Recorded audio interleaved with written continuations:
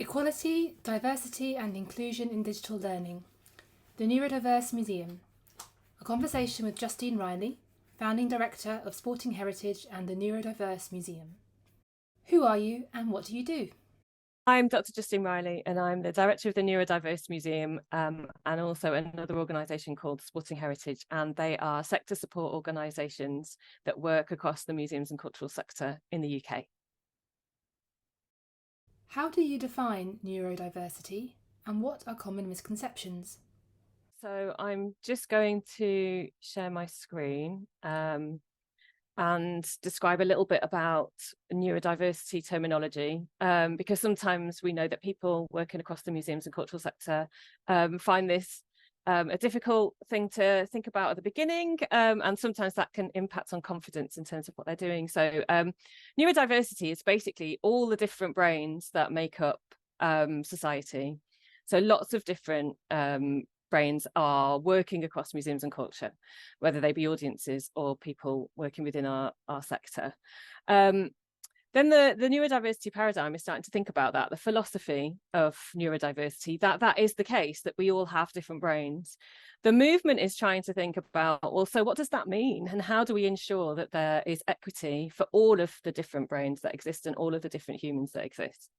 Then when we talk about neurodivergent and neurodivergent, that's somebody whose brain is different from the norm, if such a thing exists. So we're starting to shift from saying neurotypical to neuromajority, because the majority of brains work in a certain way.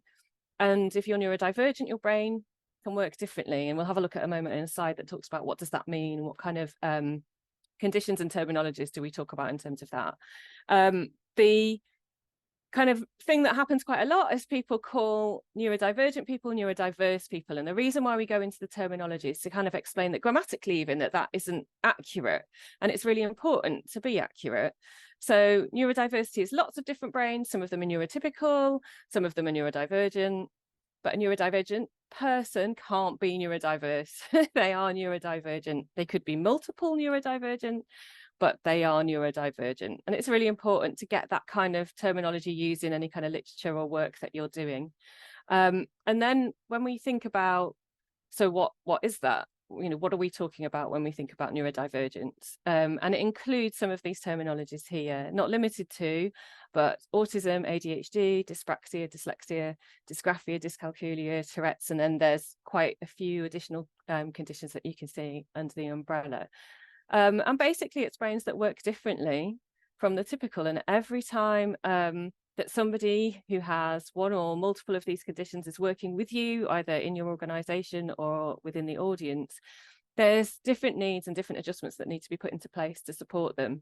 And it's really, really important to have those adjustments anticipated from the beginning, because you might not know that that person is neurodivergent, but also that person might not know at that stage either. So it's really important to have that in place. So these are some of the kind of terminologies and some of the things that we're talking about when we mean neurodivergence. Why is language important?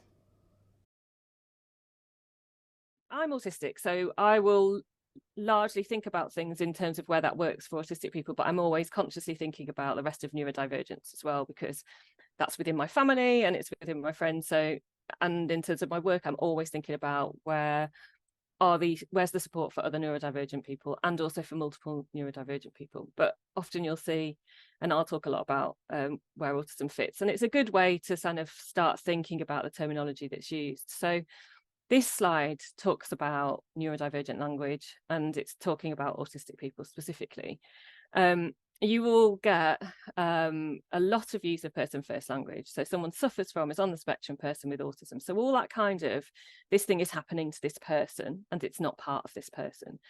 It's like I can pick my autism up and put it back down again, and that's not the case. I'm autistic, and the way I work and everything that I do is because my brain works in that way. So people within the autistic community, the research demonstrates that they want to use identity first language. They want to be identified as autistic people. and they want that terminology used. Often what you will find, because there's still tension, is that people who are working for autistic people want to use the person first language and still use the person first language. And that's still quite a lot of tension and very difficult. But the research is demonstrating when it is actually asking and talking to autistic people themselves that they want to use identity first language. And it's really important to start thinking about, okay, so what does that mean? And we need to do that. We wouldn't think about any other community and kind of go, no, we know better, we're going to talk about you in this way. We would absolutely listen. And it's trying to ensure that the museums and cultural sector do exactly that. They listen to people with lived experience of neurodivergence rather than making that assumption. And when we talk about ASD and the use of terminology like that, I'm just going to flip through my slides. I'm not sure where it is on this one, to be honest. So yeah, okay, I'm going to talk about the medical versus social model. So the Neurodiverse Museum uses the medical versus the social model to explain how to support neurodivergent people. So the medical model is often used where it describes individuals being the problem, and they're the people that need to change. So when you have terminology like ASD, autistic spectrum disorder, you're actually saying that there's something wrong with that person, and that's the reason why they've got an issue that needs to be changed or supported, or they need to become more neurotypical and masked. That causes huge issues for the individual, because actually what's going on is their brain just works differently. And what needs to be looked at is the social model. So the Neurodiverse Museum uses the social model of disability, which says actually the barriers of what's happening all around the person, the way that organizations are set up, the way that other people think, the things that are in place and the systems that that person has to go through are the barriers. And what needs to happen is all of those other barriers need to be changed and shifted so that the adjustments are in place for the neurodivergent person. See, I did it. The neurodivergent person to be able to experience an equitable offer. Because if you don't do that, and you look at a medical model, you're always saying that the individual is the person that's got to change and shift, and you remove the responsibility from everybody else. So we talk when we discuss about the different types of neurodivergence, and obviously again we're looking at autism because that's kind of where I'm coming from. People will say autism spectrum, and they mean a linear kind of spectrum. Somebody who has more needs or less needs is somewhere along that line, but actually that's not how it works. So we try and explain that a spectrum looks more like this. You know, people have different needs in terms of different areas of the way that they work. And that can change. So on one day, you might not have lots of different things that are coming at you that make it an easier proposition to do things. Another day, you might have hit kind of like burnout already, and then one tiny question will come in at you that might not seem like a big thing to the person that's asking it, but to you it's huge and it just tips you over the edge. So it's trying to explain to people that you're not seeing all of the things that are happening to that person. Using terms like high functioning and low functioning are really outdated, really harmful, because actually that's how you're experiencing that person. It's not what they're experiencing.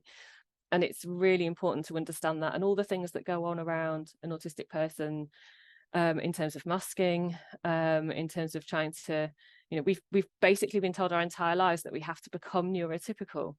That doesn't change the fact that we are neurodivergent. All it does is mean that we're showing you that we're neurotypical, and all the manner of anxiety and things that go on behind that are really harmful and really difficult. And so what we're trying to explain to museums and cultural organisations is that the more we can shift that and the more we can understand that, the better it is for the experience of people either within our workforce or as audiences. And then the other parts of the side of things around, you can't see my slide properly, so I'm just going to move that there.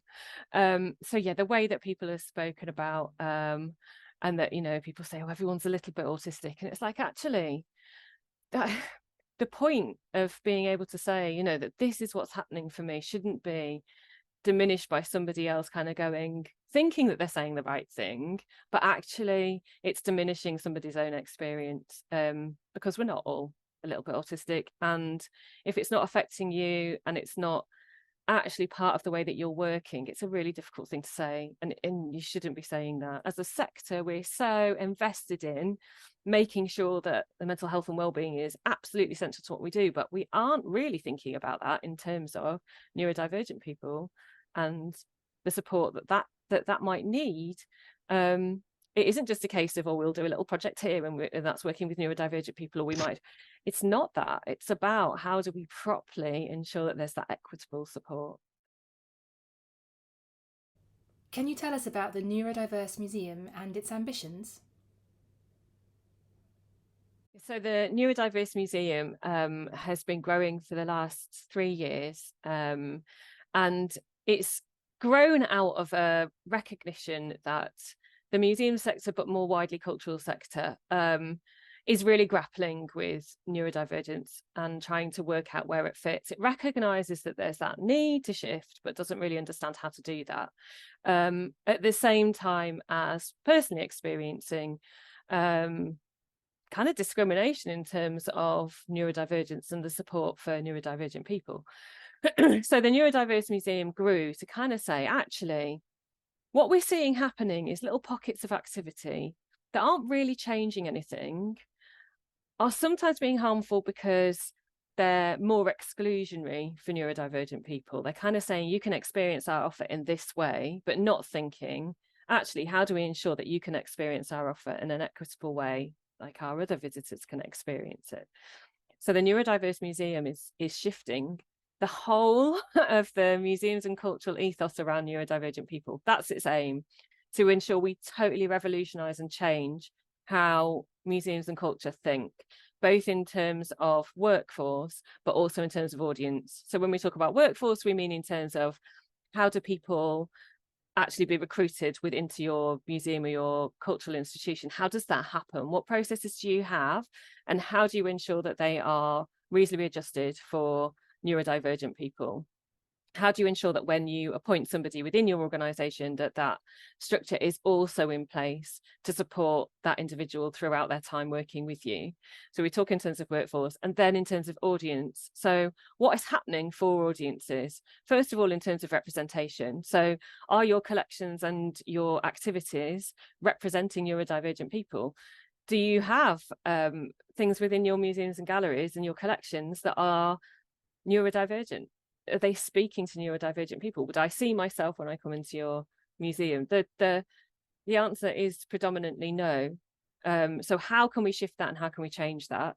And then audiences. So what happens for your audiences when they experience your venue?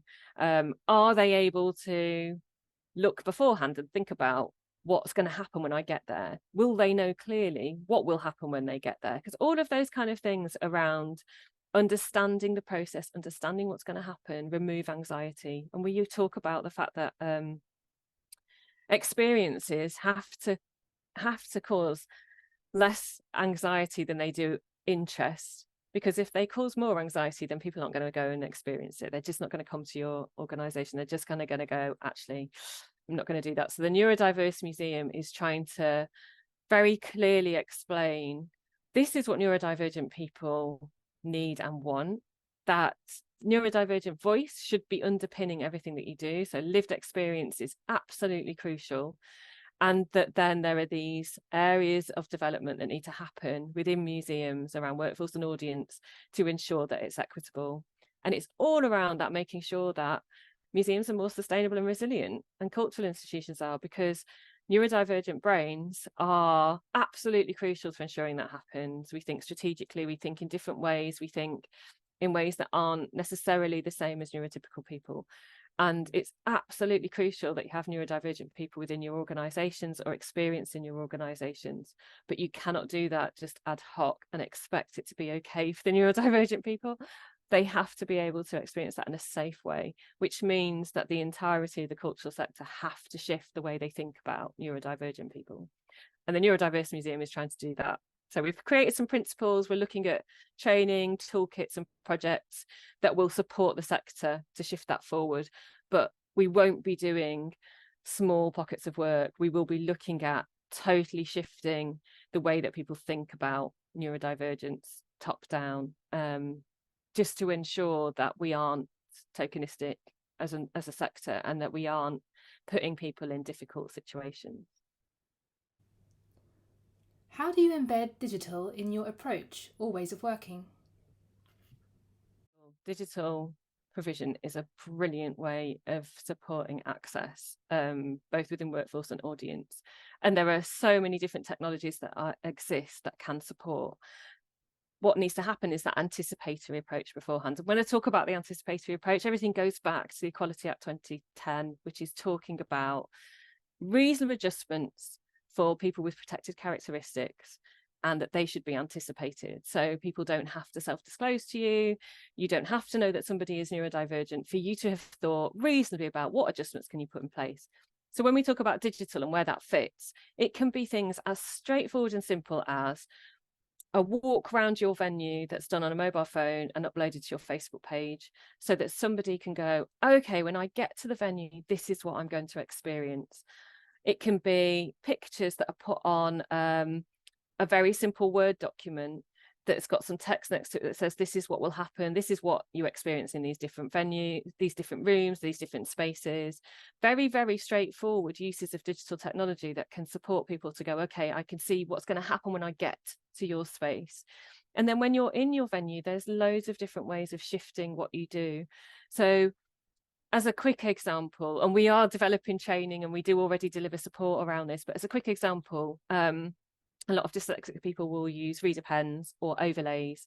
So if you're creating text or anything that people can be using to ensure that a digital reader could support somebody as they go around your gallery, that would be brilliant. Ensuring that you're not putting text black on white is absolutely brilliant, because that can be really difficult for most people, and it doesn't affect neurotypical people's experience, but it can mean the difference between somebody who's dyslexic being able to read something that they wouldn't otherwise be able to. The use of spaces and sounds and noises within venues is often something that we're asked about, and the technology and the digital stuff that goes around that. So people automatically assume that autistic people want a quiet space. I'm sure that there are some autistic people that do want a quiet space, but on the whole, the people that I speak to largely find that even more difficult, because you can just hear the quiet bits of noise that are happening, a scraping pencil or a clock ticking. So actually thinking about using sound, quiet, classical music, anything like that that's happening, but that still allows experience of a space at the same time as other people, is really, really important. And having quiet spaces that people can take themselves to, rather than you excluding them into those spaces or at a specific time of day, is really, really important. And then digital technology that opens up your collections like Zoom, and using this kind of way of working is brilliant. Making sure you've got closed captions on, making sure that people don't have to be on screen if they don't want to, because that could be really difficult for neurodivergent people. And sharing your collections in this way, so that people don't have to come to your venue, is absolutely brilliant. To be able to make that happen and use that technology that is fairly reasonable, that is fairly easy to access, and we've all got used to it, is a brilliant way of thinking about, how do I open the collections and the experiences that we have within the cultural organisations that we run to neurodivergent people, so that it's not excluding, but providing an equitable experience that they have said to you they want to take part in. We hope you've enjoyed hearing from Justine, and you can join her and DLNET on Twitter for more insights and opportunities for discussion at our DLNET chat on Friday the 2nd of June, 1 to 2 p.m. Just follow DLNET or the hashtag DLNET chat to participate. See you then!